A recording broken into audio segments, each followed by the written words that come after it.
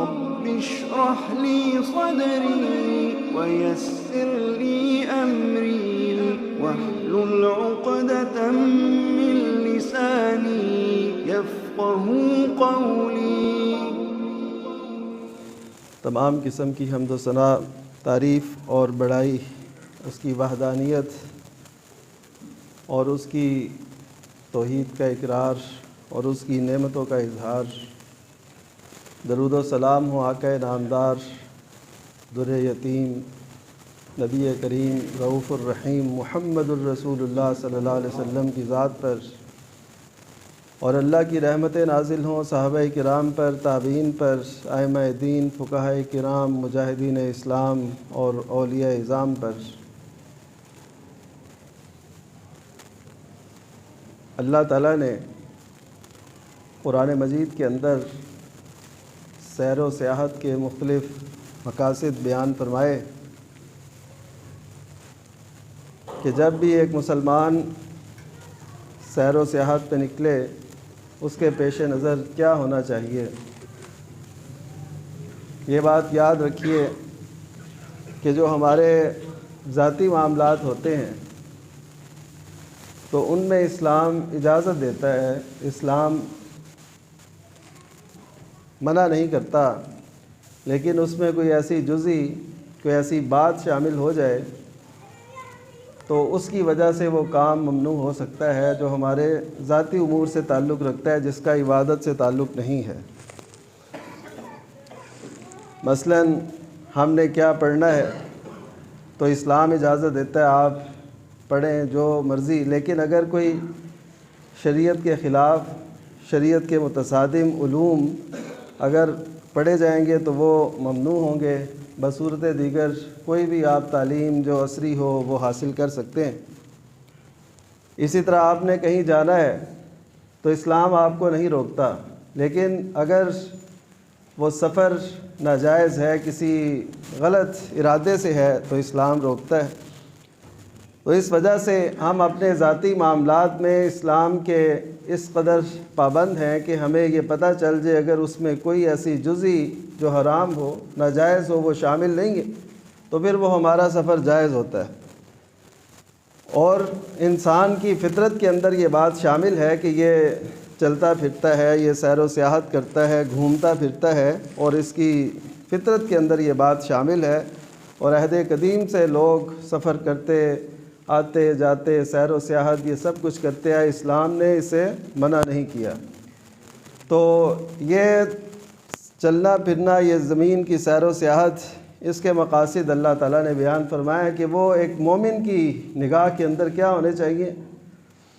اس میں یہ فرمایا کہ زمین پہ چلو پھرو اور دیکھو کہ جھٹلانے والوں کا انجام کیا ہوا۔ فانظروا کیف کان عاقبۃ المکذبین، جنہوں نے جھٹلایا تھا ان کا انجام کیا ہوا۔ اس سے یہ پتہ چلتا ہے کہ انسان کو ایک مسلمان کی حیثیت سے اجازت تو دی گئی، لیکن وہ زمین پہ ایسے ہی نہ چلے پھرے، وہ کچھ حاصل کرے، وہ دیکھے کہ کس قوم کا کیا انجام ہوا۔ یہاں پہ بھی لوگ بستے تھے، یہاں پہ ایسی دنیا رہتی تھی، اور ان کے ساتھ کیا ہوا۔ یہ جو گھومتے پھرتے ہیں آثار قدیمہ، اور پاکستان کے مختلف علاقوں میں جیسے ٹیکسلا ہے، یہ ہڑپہ ہے، موہنجو داڑو، اور اس کے جو دیگر مقامات ہیں، یہ سب کچھ بتا رہے ہیں کہ یہاں بھی لوگ بستے تھے، اب ان کا نام و نشان نہیں ہے، کیسی وہ ویران جگہیں وہ کچھ بتاتی ہیں کہ یہاں پہ ایسا تھا۔ تو اسلام ہمیں اس طرف لاتا ہے کہ تم چلو پھرو اور دیکھو کہ زمین کے اندر کیسے کیسے اللہ تعالیٰ نے لوگ بسائے، کیسی قومیں بستی تھیں، اور پھر ان کے ساتھ کیا ہوا۔ تو یہ ایک سیر کے اہم مقاصد میں سے ہے۔ اس کے بعد مجرمین کا انجام، اس کی طرف بھی قرآن مجید ہماری توجہ دلاتا ہے کہ آپ زمین میں چلیں پھریں، دیکھیں کہ مجرمین جو تھے ان کا انجام کیا ہوا، اور کس طرح وہ صفحہ ہستی سے مٹے، اور کیسے اللہ تعالیٰ نے ان کو مٹایا۔ اسی طرح اللہ تعالیٰ نے کئی مقامات پہ ابھارا بھی ہے۔ اولم یسیروا فی الارض، کیا یہ زمین پہ چلتے پھرتے نہیں ہیں؟ یعنی یہ سب کچھ یہ کرتے ہیں، تو پھر قرآن یہ بھی کہتا ہے لہم قلوب یعقلون بہا، کہ ان کے دل جن سے وہ کچھ سمجھتے، کوئی سوچتے، کوئی غور و فکر کرتے کہ یہ اللہ تعالیٰ نے جو کائنات بنائی ہے یہ کچھ دعوت دیتی ہے، کچھ بتاتی ہے، یہ کائنات کا حسن، یہ پہاڑوں کی جھلک اور ان پہ پڑی برف، اور پھر یہ درختوں کی شادابی، یہ دریا، یہ نہریں، یہ سمندر، یہ سب کچھ یہ ہمیں کچھ بتاتے ہیں کہ اس کائنات کا ایک خالق اور مالک ہے، اور اس کو ہم نے پہچاننا ہے۔ اس دنیا کو عالم اسی لیے کہتے ہیں، عالم ایک لفظ عالم اور ایک لفظ عالم۔ عالم تو کہتے ہیں جاننے والے کو، علم والے کو، اور عالم کہتے ہیں جس کی وجہ سے کسی کو پہچانا جائے۔ تو یہ عالم کی ایک ایک چیز، ایک ایک ذرہ اور قطرہ اپنے خالق کی پہچان کراتا ہے۔ تو اللہ تعالیٰ قرآن مجید کے اندر یہ بات بیان فرماتے ہیں کہ لوگ جو گھومتے پھرتے ہیں، چلتے پھرتے ہیں، تو ان کے دل ہونے چاہیے جس میں وہ اللہ تعالیٰ کی قدرت کی نشانیاں بٹھائیں اور اس میں اللہ پر یقین اور زیادہ پختہ ہوتا چلا جائے۔ کبھی آپ نے دیکھا کہ وہ بلند و بالا پہاڑ کیسے برف سے ڈھکے ہوتے ہیں اور کس قدر خوبصورتی اور حسن کا کرشمہ ہماری آنکھوں کے سامنے لاتے ہیں؟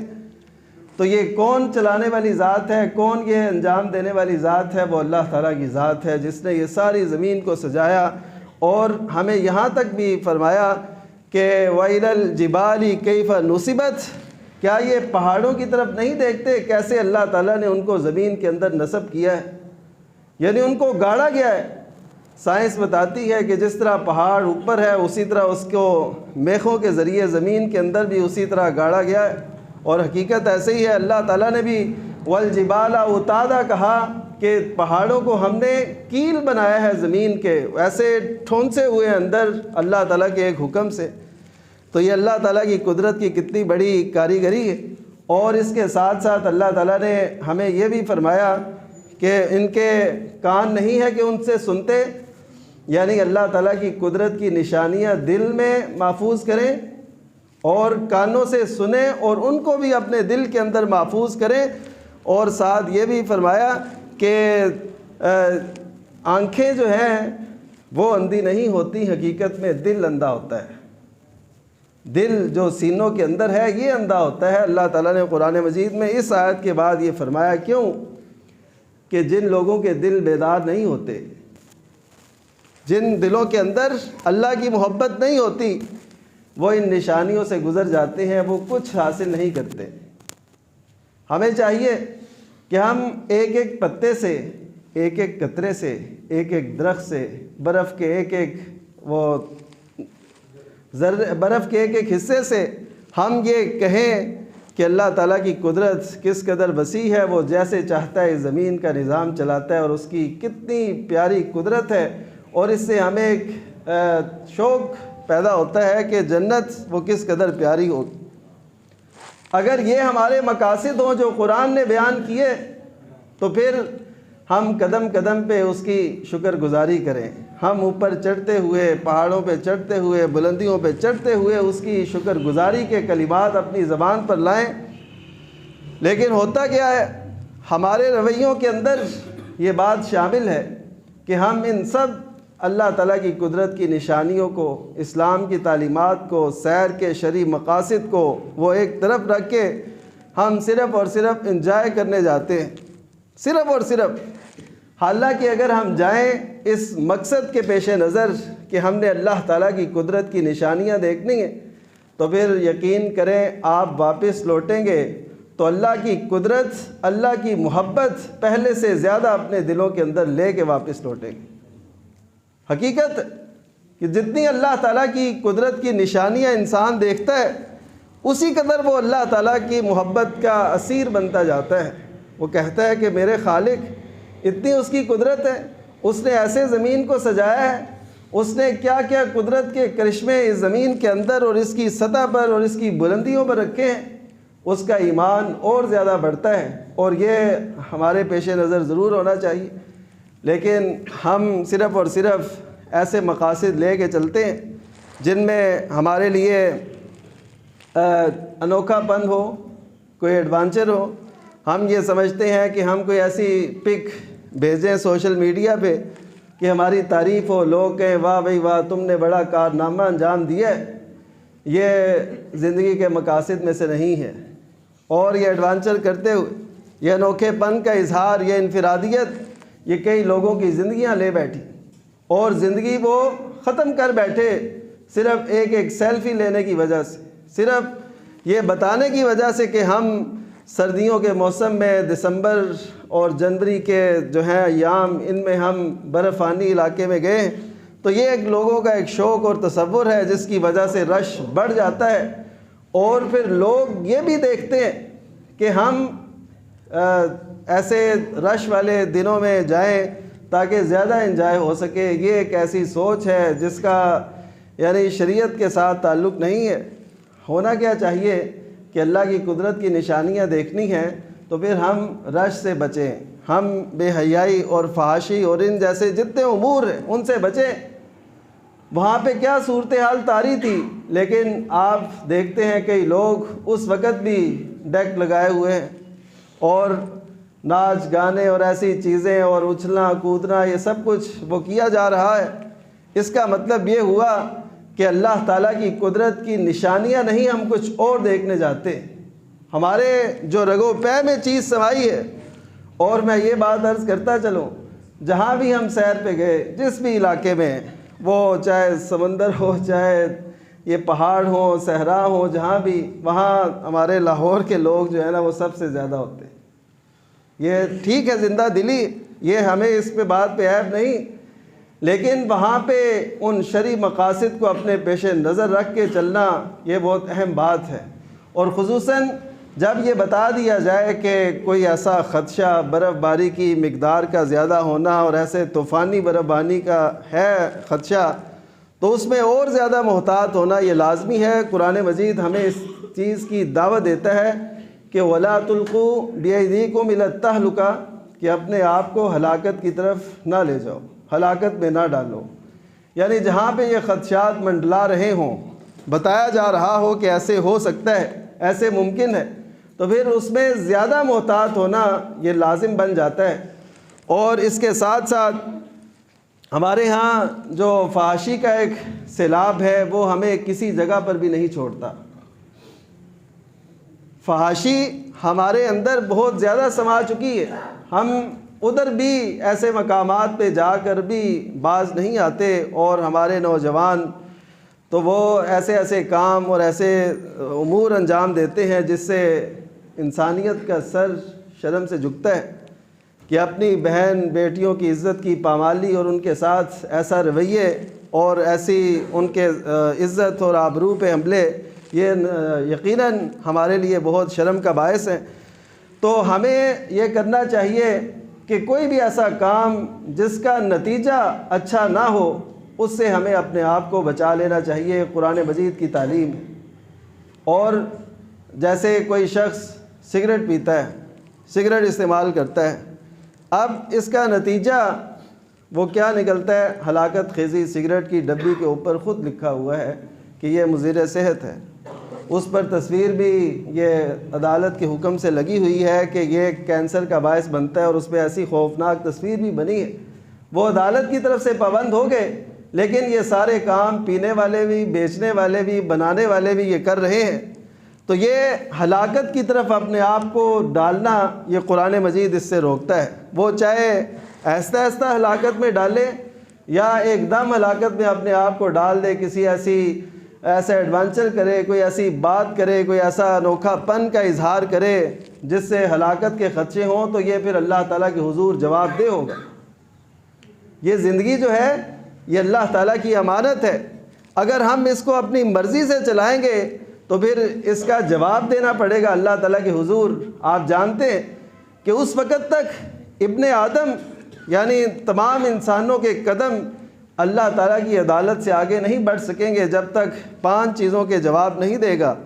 ان میں سے ایک اس کی زندگی ہے کہ زندگی اس نے کہاں گزاری اور کیسے اس کی حفاظت اور اس کو تحفظ دیا۔ حتیٰ کہ کوئی اگر اپنے آپ کو مار لیتا ہے تو وہ بھی اللہ تعالیٰ کے ہاں جواب دہ ہے کہ اس نے کیوں ایسا کیا، اور بار بار اسے یہ سزا دی جائے گی جہنم کے اندر کہ اس نے کیوں ایسا کیا تھا۔ زندگی اور موت کا یہ سلسلہ اس کے ساتھ قائم رہے گا، اور وہ اسی چیز سے، اسی آلے سے، اسی ذریعے سے اپنے آپ کو آخرت میں بھی تکلیف دیتا رہے گا، کیونکہ اس نے اپنی زندگی کا خاتمہ اس انداز سے کیا ہے۔ یہ زندگی اللہ تعالیٰ کی امانت ہے، تو اس کو ایسی جو راہوں میں اور ایسے سفروں میں نہ گنوائیے، اس کی قدر و قیمت کیجئے، اس کی پہچان کیجئے۔ یہ بار بار نہیں ملنی، یہ ایک دفعہ ملتی ہے، بعد میں حسرتیں ہوں گی، بعد میں غم ہوں گے، بعد میں کاش کے لفظ ہوں گے، کاش میں ایسے کر لیتا، کاش ایسا نہ کرتا۔ میرے دوستو، جو لوگ اس سفر کے اندر، اس سیاحت کے اندر وہ آخرت کے سفر کو سدھار گئے، ان کی اب حالت وہ کیا ہوگی، کیا اللہ کے حضور جواب دہ ہوں گے۔ ہم اللہ تعالیٰ سے یہی دعا کرتے ہیں کہ اللہ تعالیٰ ان کے ساتھ رحم کا معاملہ فرمائے، ان کو انجانے میں ایسا ایک جو بحران لاحق ہوا جس کی وجہ سے وہ اپنی زندگی بھی بچا نہ سکے، ہمارے لیے اس میں اسباق ہیں، درس ہیں۔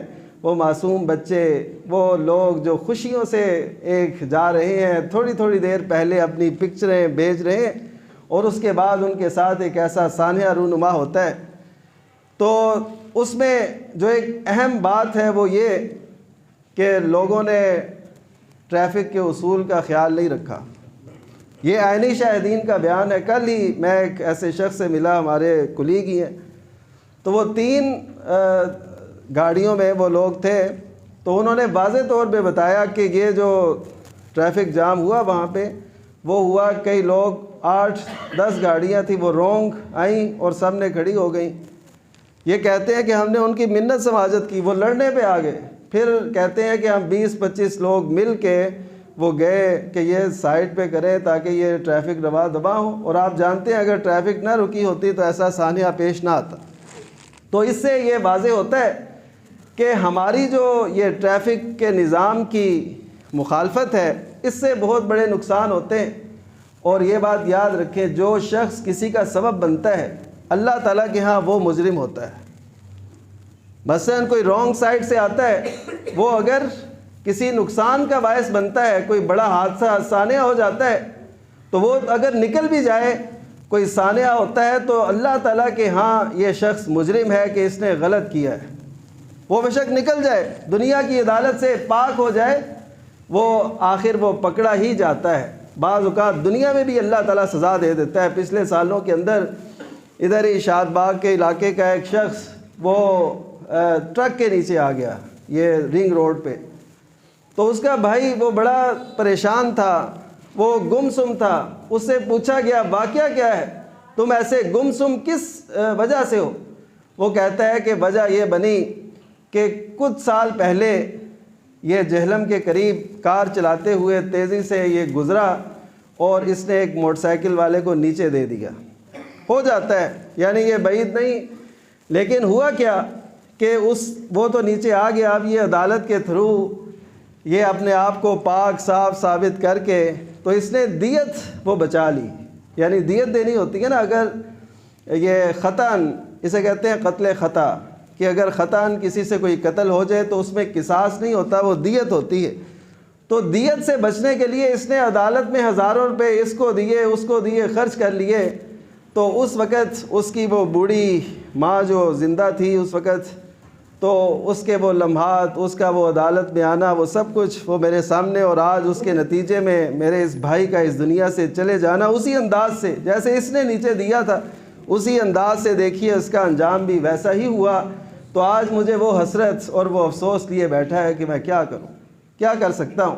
تو اس وجہ سے اگر کوئی کسی کا باعث بنتا ہے، سبب بنتا ہے، تو اللہ تعالیٰ اس سے ضرور پوچھے گا کہ تم نے ایسا کیوں کیا۔ اور میں یہ سمجھتا ہوں کہ جن لوگوں نے بھی غفلت کی، وہ چاہے کسی عہدے سے تعلق رکھتے ہوں، چاہے وہاں پہ ٹریفک جام کا باعث بنے ہوں، چاہے انہوں نے کوئی بھی مشکل ایسی کھڑی کی ہو، تو وہ اللہ تعالیٰ کے ہاں ضرور جواب دہ ہوں گے، اور ان جانوں کا بوجھ ان کے کندھوں پر ضرور ہوگا۔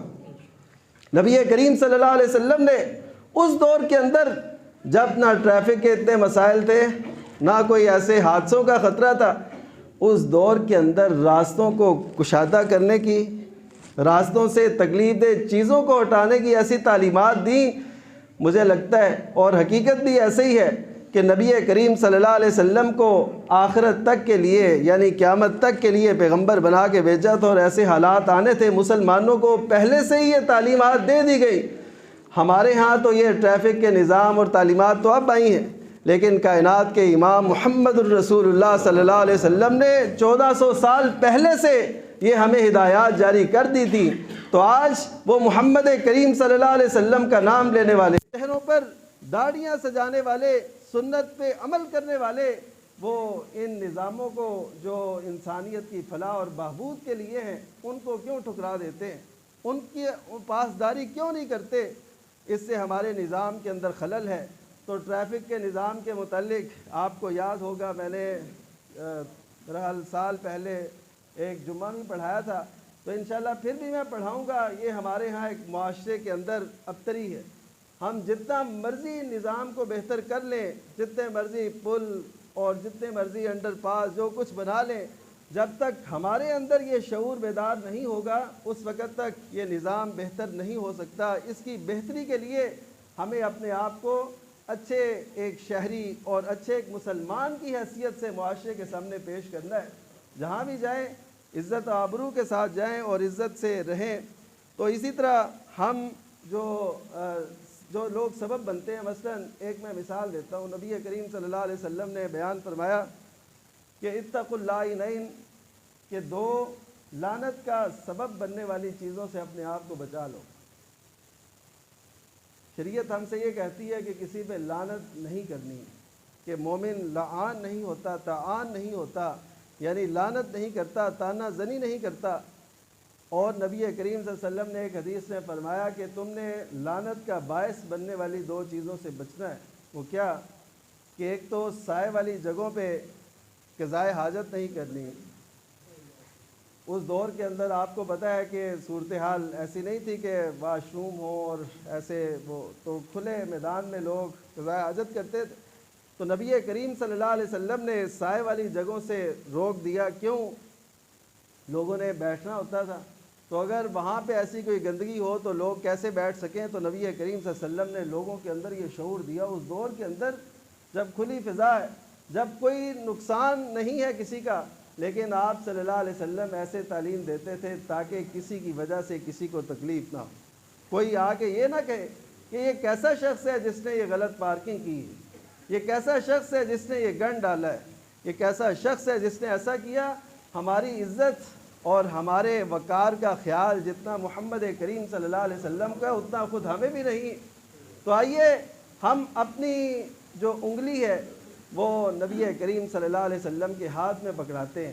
ہم اپنی رہنمائی کے لیے محمد صلی اللہ علیہ وسلم کے قدموں کی خاک چھانتے ہیں. ہم محنت اور جستجو سے اس راستے کا انتخاب کرتے ہیں جو نبی کریم صلی اللہ علیہ وسلم نے ہمیں دیا. میں یقین سے کہتا ہوں دنیا میں بھی اور آخرت میں بھی ہماری نجات اگر ہے تو وہ محمد الرسول اللہ صلی اللہ علیہ وسلم کے بتائے ہوئے فرامین میں ہے، ارشادات میں ہے اور تعلیمات میں ہے. اللہ تعالی ہم سب کو ان کا پیروکار بنا دے. وآخر دعوانا الحمدللہ رب العالمین. رب اشرح لي صدري ويسر لي أمري واحلل عقدة من لساني يفقه قولي.